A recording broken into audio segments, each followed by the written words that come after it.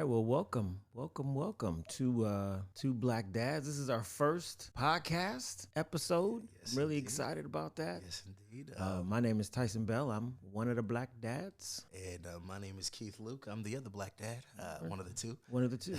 Hence, Two Black Dads. Awesome. The point of this podcast, we kind of want to talk to each other, talk to other dads, talk about dad issues. It's just a world of possibility. So this is our first episode, and I thought it'd be kind of a good idea if we kind of interview each other as dads to see where our minds are and all that good stuff.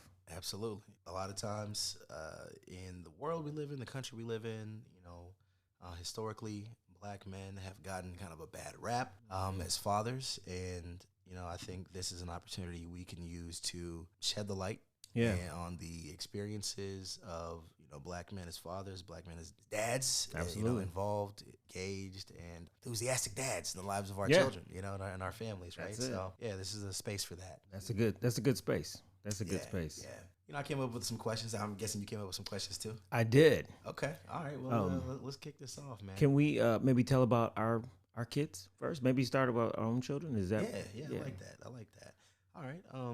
I'll go first. I'm a father to husband and one wife. Father to two children. just one wife.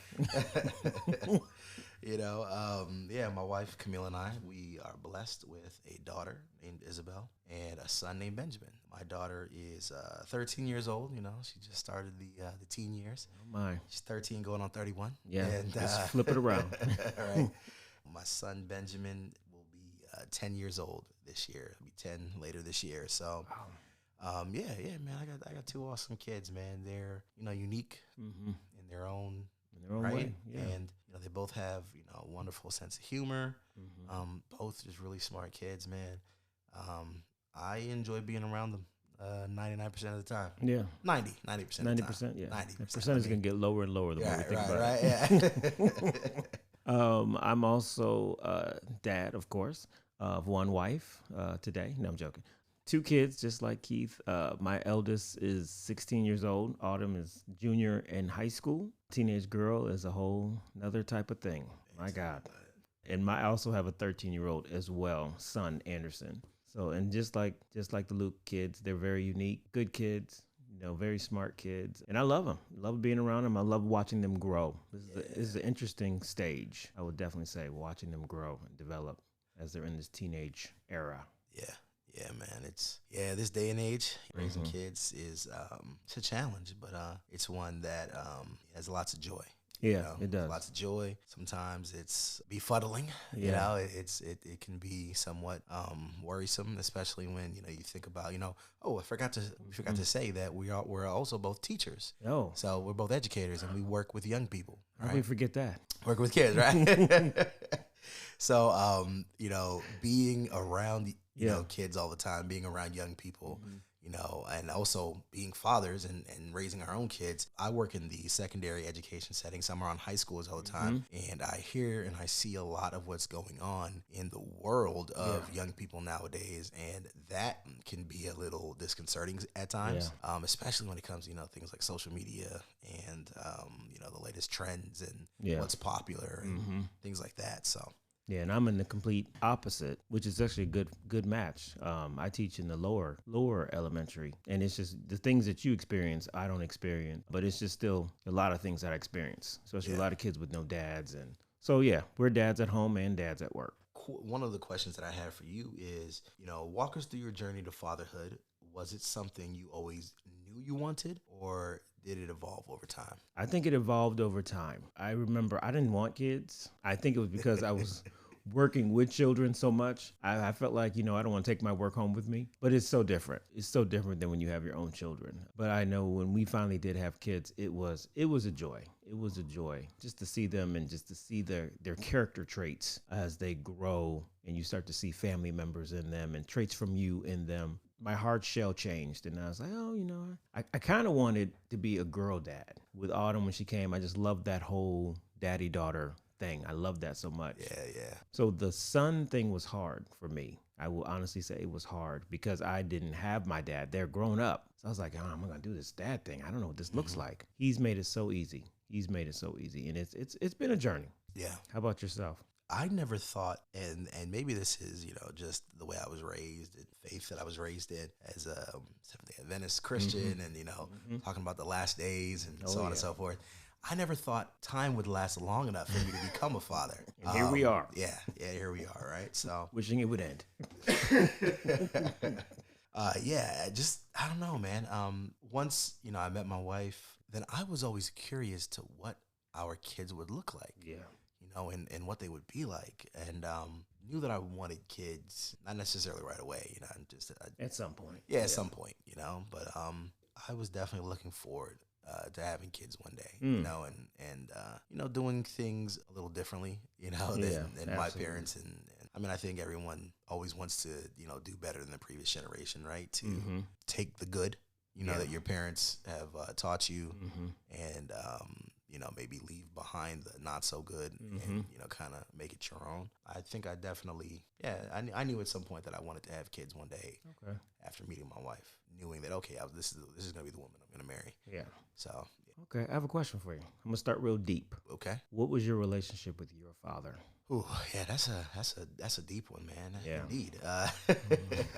So I have actually, I was fortunate, blessed, whatever adjective you want to use, to my dad in my life. That's good. Now, there was a period of my life where I thought my father hated me. Yeah. My dad is a little bit more about me and my background. My father was a strict West Indian man. He was, a good provider. I never knew my dad to just sit around the house and, be lazy. Like, my dad was always a hard worker, good provider. When I was a kid, I saw both my parents, go to school. Like, we left New York when I was pretty young, and my dad went to Oakwood. That's right. At the time, it was Oakwood College, and I just always knew my dad to be either going to school and working, or just always just busy. So he's a hard worker. Yeah. But there were definitely times I felt like I wish he had more time and attention, to spend with me. There were definitely times I felt like, man, my dad isn't really there, I wanted him to be.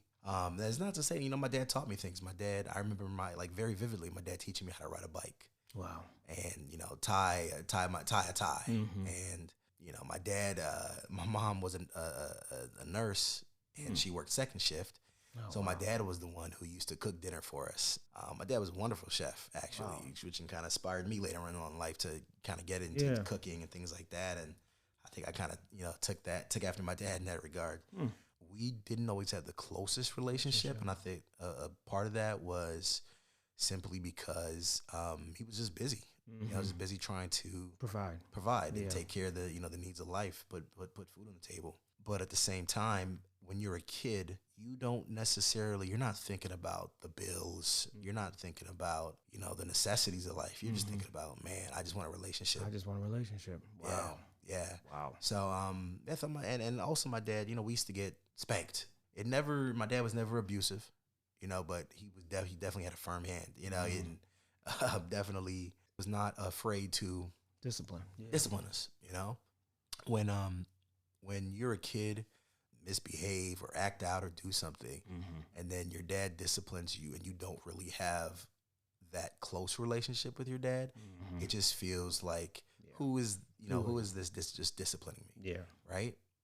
There wasn't, and at the time, I don't really remember my dad having conversations with us before or after. It was just like, come here, and we'd get a spanking, and then, we're crying, and there's no follow-up per se. Yeah. So it's like it was disconnected from I know my dad loved me. At least I mean, later I was able to rationalize that. Yeah. I would say that for a long time, I had anger issues. I thought my father hated me, so I kind of hated him. And it wasn't until later, my dad actually went back to school to study social work and counseling. Oh, wow. And then my dad started to have more family conversations and talk to us more. And I vividly remember for my 13th birthday, my dad took me out. We went to the lake, the beach by the lake, took me out to McDonald's. Yeah. It was just me and him. And we just talked. And I remember my dad telling me, hey, I don't really want to spank you. I don't want to hit you anymore. I'd rather just have a conversation with you and be able to talk to you. And he apologized for mistakes he made. And man, that was powerful, man. Oh my gosh. That was powerful. You said 13? 13. I was 13 years old. And that was kind of like the beginning of like the change in the relationship. Yeah, for me. And I started to see my dad as more of a person rather than just this authority figure. Yeah. And that was because he started taking counseling lessons or studying. He started studying social work and counseling lessons. And wow. Yeah. And that was revelatory, man. That changed, I think, my relationship with my dad. Like I said, I started to see like other positive changes. You know, like we would call the family together and we would have like family meetings. We would discuss things. Wow. And like I said, he apologized for several things, you know, just mistakes that he made over the years. And now I have a great relationship with my dad. Actually, a little before you came over, before we started this, my dad called me. We were talking for a while and called my dad. I asked him for advice. Yeah. My dad was in town last week. You know, he helped me. My dad, he's always been great with his hands. He worked construction for many years, and we changed the door, in, the bathroom, and we do like little home projects together, and we talk, father to son, and man to man, from time to time, and he gives me advice, and there are things that I'm a little younger, a little more tech savvy or whatever. I'm able to help him with things, and even just share my perspective as a man. Yeah. And talk to him about things. Our relationship is in a much better and a healthier place. So that's powerful. That's powerful. How about you? I know you said that you're mine's definitely a short story. Okay. And it's actually interesting. My father, he wasn't there. He was there in the city where I grew up, but we didn't have too much of a relationship. It was my grandmother and my mother. Like now, when I went home for spring break 2 weeks ago. It was amazing. He had a dinner at his house with all my siblings that I am still learning, but it was amazing. We had dinner. He and I talked. It makes me sad when I talk to him because I see so much we have in common. And I'm like, man, this is time that we've missed. I said, I'm 40-something years old. He said something he does every week. And I said, I do the same thing every week. And I'm like, it's so weird that coincidence that we do the same thing. Like when I'm around people, his friends, they always want to take pictures because I look just like him. So they think he's always my twin. So I'm like, we look alike. We have the same kind of beard cut. It's same bald head. I'm glad that he's doing better. I still feel like I make the first step to call and text. I'm there where I'm like, I don't mind. I'm not mad anymore. Growing up, I was a little upset, but my life at home was so good, it didn't bother me. Do you ever feel as though, like I know you just mentioned, that growing up, there were times you were upset. What moments do you feel like, man, I really wish my dad were here? Like, did you ever have any kind of moments like that where you felt the presence of his absence? I think like the achievements, graduations and births of children. I miss that. I don't know what fatherly advice is. I don't know what that is. I've gotten it from the females in my life, my mother and my grandmother. But I wish I would have had the more of a fatherly advice even when dealing like with dating. Because I think I made a lot of dating mistakes growing up. And I think if I would have had some kind of male guidance, I wouldn't have made so many mistakes. When I think about my father, I found out that he had no relationship with his father. And I saw that carried on. Like he's told me he met his dad at his funeral. Wow. And I was like, wow, okay. So maybe, that kind of behavior trickles down. Yeah. And I said, maybe that's why he felt the need or it was in him not to be around me. Wow. But with your father, how was his relationship? Do you know with his dad that? Yeah. So I knew my grandfather and I think my dad had, a decent relationship with his dad. I also know that my grandfather lived with us for many years. I mean, I got to know my grandfather, and then one time my grandfather and I were very close. I understand why many of the challenges or shortcomings that my father struggled with, I understood why.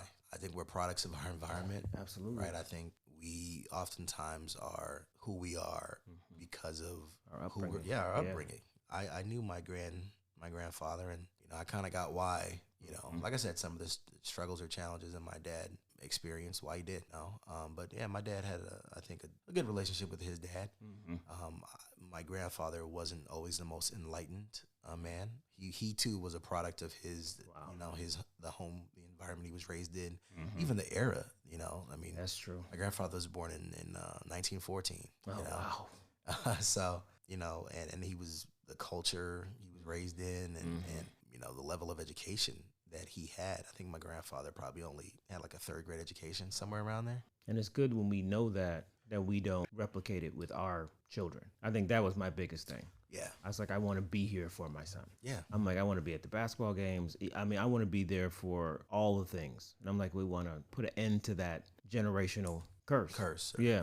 Put it into those cycles. Yeah, I agree. That's quite honestly, I'm very grateful for, you know, the vocation, you know, the profession that we're in as educators, because it does afford us that time. I have really relished and just enjoyed being there for my kids. I remember I played basketball in 7th grade. The only year I ever played basketball.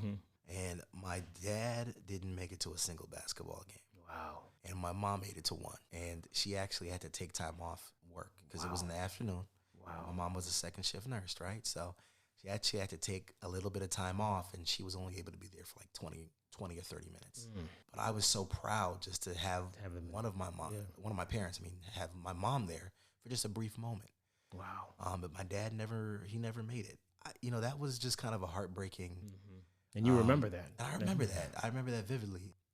And at the same time, you know, as an adult, I think I've kind of worked through, maybe I haven't, maybe I'm deluding myself, you know, but I think I've worked through a lot of that. And like I said, you know, I've come to a place of understanding, get that my parents were just trying to do the best that they could with what they had, and really trying to afford us, myself and my siblings, a better life. But man, those times, it sucked. It hurt. And there were times where my dad was there. Like, you know, I remember my younger sister was diagnosed with cancer when she was 4 years old. Of course, that's devastating, not only obviously for my sister, but for the rest of us, you know, the rest of the family. I was in middle school at the time, and my older brother had actually just graduated high school not too long before. We found out this news, and he had gone off to join the military. Oh, wow. So my brother left the home, right, and my sister's sick, and I'm thinking my little sister's going to die of cancer. Wow.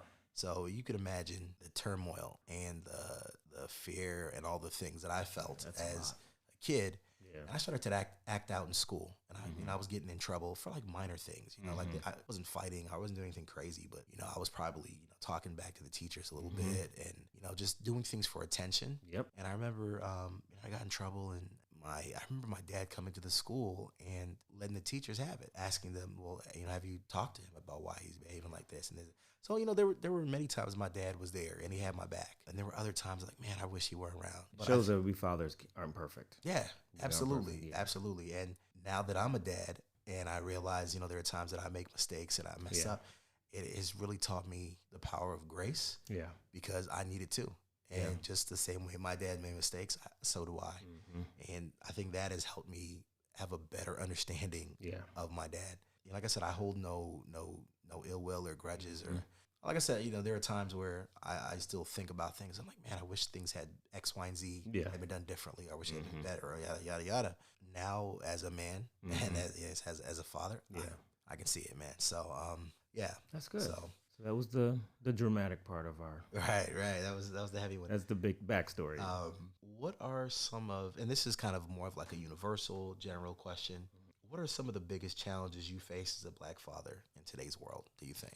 I think social media, especially with teenagers, you know, I feel like, I remember telling somebody, I feel like we have to give them phones. You know, at there's a certain age, you're like, okay, all right, we'll give in. Here's your phone.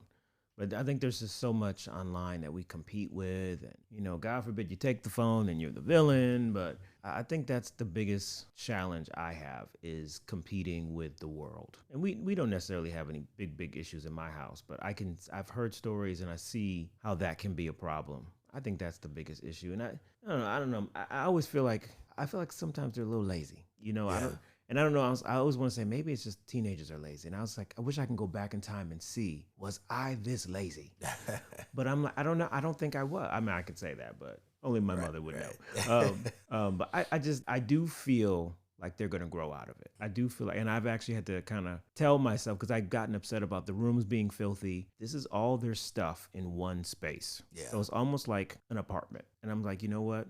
I get why it's a mess. Okay, so your stuff's everywhere because this is your apartment. Yeah. If you had more space like I do, I can put my stuff everywhere around the house. That's my biggest issue. Just their lazy mentality and battling with social media. I think that's from a teenager parent's point of view.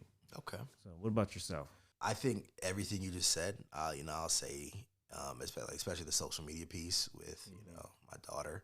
I don't know. I have just taken like I said, being in the high school setting, Yeah. I've just seen way too much, heard way too much about issues and drama that kind of arise out of it. And then on the flip side, talking to a few people who are mental health professionals, my wife and I have decided to kind of take the approach to limit it as much as possible. It hasn't been popular. I've been the villain, and I'm willing to be the bad guy. Yeah. I'll take that. I'll take that hit. She has a phone. We got it for her for safety reasons, So if she comes home, she needs to call us. Yeah. Whatever. She's out. She needs to call us. We decided that as long as we possibly can, we're gonna delay her and kind of control her access to the Instagrams and the TikToks of the world, just because of the negative influences that are out there. And like I said, having talked to a couple friends who are mental health professionals, hearing them talk about like the detrimental effects on particularly teenage girls. Yeah. Right. And their sense of image, and their sense of self, and their having healthy self image, and how like it can negatively impact that, and this, so on and so forth. So I've decided, we're going to limit it. We don't totally cut her off her access to the internet or anything like that. Yeah. She's on YouTube and a couple other things like that. But we've decided to limit it based on the amount of fights that get started back and forth between, teenage girls and teenage boys. Yeah.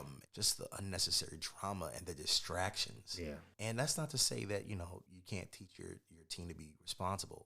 The way I was thinking about it, when she first got the device, it was like, if we can eliminate all these distractions and just try to help you be as emotionally healthy as possible. A lot of young people, like I said, once again, I'm around teenagers all day long, and I see it. A lot of them are depressed. A lot of them have comparison. A lot of them, they're comparing it themselves to one another, and also all of these influencers. They're looking at their priorities are skewed because they're like, how come I don't have millions of dollars? How come I don't have a Lambo and this and that? And I know that's an exaggerated example, but that's their thinking. But they see all these things, and it I don't know. To me, I was like, it's ridiculous, man. So social media piece, definitely huge, but also I remember going to a men's retreat through my church, our church. We happen to attend the same church, for people who are listening. And we were at a men's retreat, and I remember one of the speakers, a brother by the name of Ronnie Vanderhurst. He asked me a question. He asked me, hey, what do you think is the most important and impactful thing that you can do for your children? And I don't remember my exact response, but I think it was something along the lines of, spending time with them and being around them. And, and he was like, that's definitely important. One of the biggest things he said to me was giving our children a sense of significance, like letting them know who they are in Christ, as also as a person and as a black man, or, a black woman, a black boy or black girl, right? Letting them know that they have value. Wow. Because the society we live in devalues us. It's not going to give it to us, right? I mean, the very images and the music that we hear all around us. This really hit me the other day, and I can't remember for the life of me, and I should have written it down or made a note of it. But I was listening to some people have a conversation, and I think it was another podcast, and maybe it was Charlemagne the God talking to, I think it was like a record executive who happened to be a Jewish man, Jewish gentleman, right? And he was asking him, hey, how come certain types of music are allowed or are pushed for the black community, right? Where rappers use certain type of language to describe black women, and rappers may say certain type of things to N-word this, N-word that, or whatever. He gave his response. I don't remember exactly what it was, but then I believe someone else posed the question: how come that kind of music isn't allowed or made for Jews? You don't hear anyone describing or talking negatively about Jews in that way. Very true. Right? Wow. I mean, it would be considered anti-Semitic, but why is it allowed for us as black people? So there's this message we're bombarded by, right? From the time we're very young. Even in media, when you look at television, a lot of the portrayals of black people aren't always positive. We grew up watching that. There's a certain sense of internalized racism that many of us develop, and that our kids develop because of that. Because of the messages that they're constantly bombarded by in the media. And I know it affected me, because I've had to work through some things. I know it affects my students in school, because I've heard my own students say things like, white people are smarter than us. Mm. I'm like, what? Hold up. Let's have a conversation. Yeah. Why do you think that? Why do you think that you're inferior to other groups of people, right? So that's crazy. The messages that are out there are powerful. Mm-hmm. Anything that we constantly are bombarded by, even if it's a lie, over time, if you hear it all the time, you're going to start to believe it. If I tell you that you're ugly every single day from the time you're a kid, you're going to grow up with some sort of complex. Absolutely. You're going to grow up believing that you're ugly. Or if I tell you that you're intelligent and that you're brilliant and that you're talented, you're going to grow up believing that what you hear all the time, explicitly or implicitly, right? And all these messages hit our kids. They're bombarded by it subconsciously by everything around them. So for me as a black father, that's one of the biggest challenges, just try to instill this sense of significance and value and worth, and that sense of self-worth in my kids, and letting them know that you don't need the other people, friends, the popular kids, other people external outside of you to validate you. Yeah. Number one, God tells us who we are. Exactly. You know what I mean? Exactly. Yep. And number two, me and your mom, we're gonna pour into you and let you know who you are. Instill a sense of self-worth and value in you. You know what I mean? So that you carry yourself like a king and a queen. You know exactly who you are. And they need to hear that. Yeah. And they believe that. Oh, that's good. Let's see. I think I have one more question for you. Since we both have a girl and a boy, who do you think is easier to raise, girls or boys? I will say that so far, just the personalities and dispositions of both of my kids, they've been pretty good. They've been pretty good, man. I can't say that either one has been a terror or they've been super challenging. I don't know if that's because I'm such an amazing dad. Yeah, but yeah, man, I can't say that it's been a super challenge for either one of them. Now that my daughter is going into the teenage years, she's a little more attitude and things like that. But she's not like, she's not crazy disrespectful or anything like that. Good kid. And I've really been just trying to do my best to just be there, to be her dad, to number one, once again, her give her that sense of self-worth. Yeah. Like, hey, you are a beautiful, intelligent, talented young lady. Don't let any of these young boys try to come up here and spit some game in your ear and you know what I mean, and boom, I'm gonna tell you and up front and big you up and show you the love, that appropriate love that a father shows his daughter, to let her know, like I said, once again, who she is. Yeah. So that some young dude come up in her ear and start talking all that mess, and because it's gonna happen. Yeah. So I'm like, no, I'm gonna love my daughter. You know what I mean? I'm gonna just be there, so she never feels that void. Yeah, you know what I mean? So like I said, some other dude just can't come up and try to run game on my kid, and you know what I'm saying? And because the bar has already been set. Yeah, like I'm opening doors for her and treating her. I'm showing her how a young man should treat her. Yeah, you know what I mean? So that if you if some dude tried to you don't come correct, please. She's like, no. I know how I should be treated, right? So yeah, that's where with my daughter, that's where I am. We're just trying to just have open, honest conversations with her about things. Be like, hey, that's one of the big things with my kids. And like, hey, here are the mistakes I've made. Yeah, absolutely. Yep. And we have conversations about that, and I'll just try to be transparent as much as possible. And my son, he's still he's 9. He's just a sweet kid, man. He's living life, man. Enjoying playing with his toys, and I just try to spend time with him, hang out. We play video games together sometimes. He's enjoying Roblox and Minecraft and things like that. We try to get outside. I got him a drone, a little remote control plane, and we were out in the backyard the other day flying it. And cool. Trying to just do more things with him. He helped me fix the car the other day, and just trying to be a little more hands on and more involved with him. Yeah. As well, just to have that father-son time so we can bond and just, once again, man, just, have conversations and just spend that time together. Yeah. That quality time. Yeah. So and I think that's the most important. Yeah. Just that showing interest in what they enjoy. Yeah. They love that. You're invested in what I'm doing. I think it's the same thing with my students. Because working with little kids, they always have stories every day. Mr. Bell, I got a story. And some teachers will brush it off, but I always, okay, what's your story? I'll listen to them, and at the end of the day, I'm like, okay, thank you. And that's all they want. Yeah. Even though I'm half paying attention, or I give them an answer that's like, oh, okay, thank you for sharing. Or they'll come and say, hey, my mom's birthday is next week. I'm like, what is that? Wow, tell her I said happy birthday. Yeah. And they're like, yes. Yeah, They just they want you to be invested in their lives. Yeah. And I think when we do stuff like hanging with them, playing with the drones, like my daughter and I, we go to the movies. Now that she's getting older, she doesn't want to go to the movies as much. So if she's listening to this, just know one of my eyes is crying that you still don't want to go see Godzilla Kong with me. But that's okay. That's okay. I'll take your mother.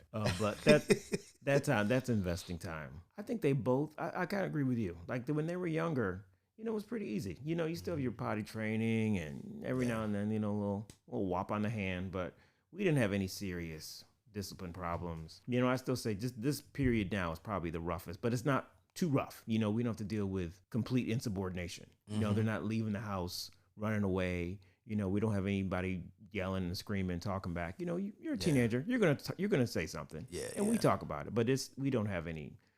I thank God that we both have really great kids. Yeah, we're really great kids. Yeah, absolutely, man. It's a blessing. I think it's also a testament to, by God's grace, we're doing something right. Yeah, you know what I mean. We're obviously we're not perfect. As fathers, we're not perfect as dads or parents in general. But I think there's something positive there. And it's wonderful to see our kids thrive. Yeah. And see them be happy. Yeah. They're happy all the time. You know what I mean? I mean, there's life, the world is real. You know what I mean? And even just preparing them for, the challenges of life. Oh yeah. Letting them know that, it's not always going to be, lollipops and gumdrops, and the sunshine and rainbows. Yeah. You know what I mean? The world's a real place, and there are challenges and trials, but, just trying to prepare them as best as possible for those things. And it's like you said, it's good for us to be transparent with them about what we've struggled with. That's one of the things I've always wanted to tell the kids. I say, hey, especially with my daughter getting closer to college, I want her to understand these are some of the things I struggled with in college. I'm like, I just want you to know this is real. Yeah. And I want you to know if I struggle with it, probably will as well. Yeah. So it's good that we're transparent. I know a lot of parents who aren't transparent, with their kids, and their kids struggle with stuff, and their parents never shared what they went through. Yeah. So they could help out. So it's good that we're transparent as well. Yeah, man. Honesty, such a big deal. That being honest. Yeah. I don't know, man. Once again, and the older I got, I've had myself, my brother, who eventually, I'd like him to be one of our guests here on the podcast. Yeah. Myself, my brother, and our dad, we had some real conversations where our dad, he opened up about some past mistakes and errors, and that only increased the level of respect that I had for my dad. Wow. I just think there's something about, and of course, these things I think should be done with at a certain time. In life, I'm not going to talk to my 9-year-old son about certain things if it's not appropriate, right? But obviously we use our judgment and our discretion and wisdom and whatnot. But yeah, man, I think the more honest we are, the more truth that we tell, it only serves to, it can only help but benefit. Absolutely. Our kids. Yeah, it can't hurt. Yeah, just put things in context, and I think it helps our children see us as human beings. You know what I mean? And know that we're not fallible, and it makes us more relatable. Yeah, true. And I think it builds trust, and they can be like, you know what, I can go talk to my parent about this. this. And that's so important. Because I'd rather you come talk to us instead of talking to someone else who would give you some crazy advice. Yeah, absolutely, man. Folks, so-called friends will have you messed up sometime. You know what I mean? Absolutely. And you getting some bad advice. So, last question. Absolutely. For me, and I don't know, maybe for the podcast today, and unless you have others.